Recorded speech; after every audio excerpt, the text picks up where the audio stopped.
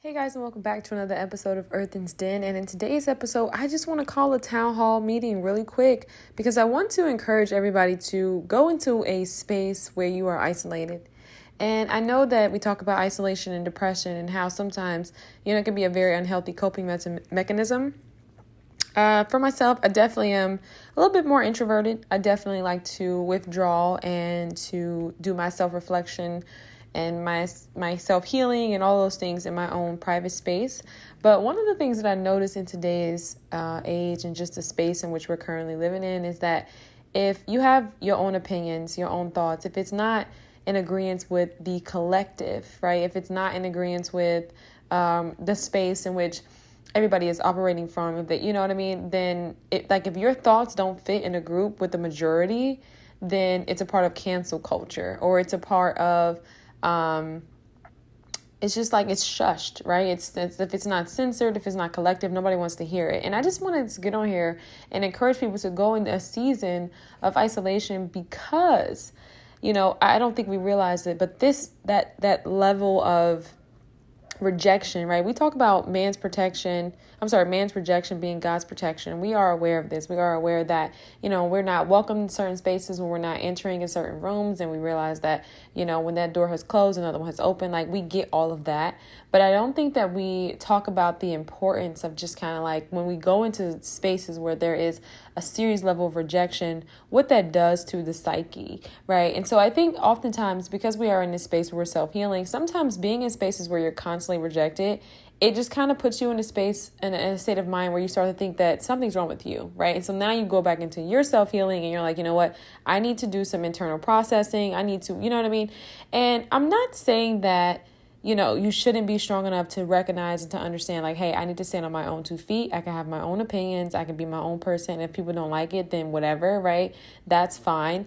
But I just think that when we talk about this on a global and social scale, I think it's slightly alarming, and I think that it can have a very negative effect on your self-esteem. I think it can have a negative effect on just like your self-confidence in regards to how you perceive yourself in group settings and how you interact with people socially. So I think that that's really the root cause of a lot of this social anxiety and disconnection in regards to the art of connecting, because whenever you have your own thoughts and it's not necessarily in agreement with someone else, it's kind of ushered out in the background. And I don't think that we recognize that. Now, of course, I don't believe in letting people just speak foolery in your life and, people leading you astray. But I think that in today's age, there's just entirely too much noise.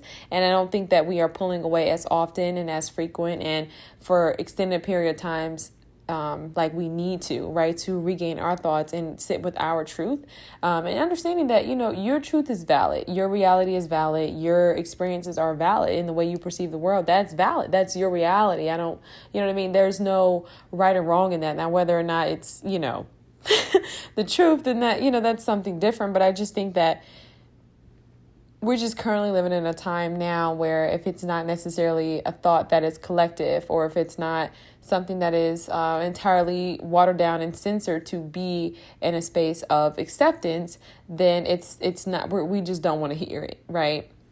And like I said, I'm not talking about foolishness, but what I am talking about is just people having their own thoughts and their own opinions and their own beliefs. Like that to me is extremely concerning. And I'm just thinking about the effects of that. And so I just wanted to get on here and encourage people like, hey, listen, it's okay to be around people that you love. It's okay to be around your friends. It's okay to be on socials if it's business or if it's just, for your personal entertainment. But you just want to be mindful of what's going in your brain and, what do you agree with and what is okay with you and what is not okay with you, and standing firm on that. And, you just want to be mindful because there is such a like collective consciousness. And I don't think people realize it's not a matter of like, oh, we're in a state of meditative, we're meditating and we're in a space of peace and harmony.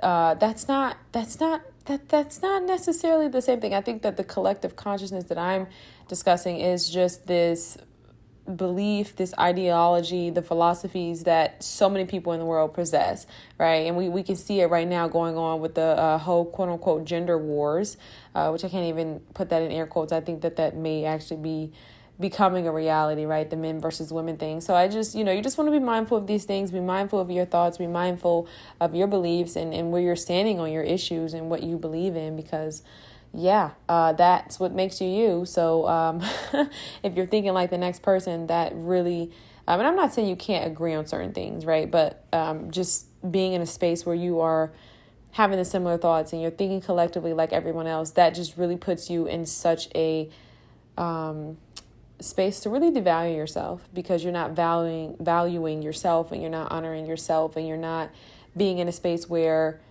you're showing up. You have to show up for you. So that's all I wanted to get on here and say, and I hope everybody has an amazing day.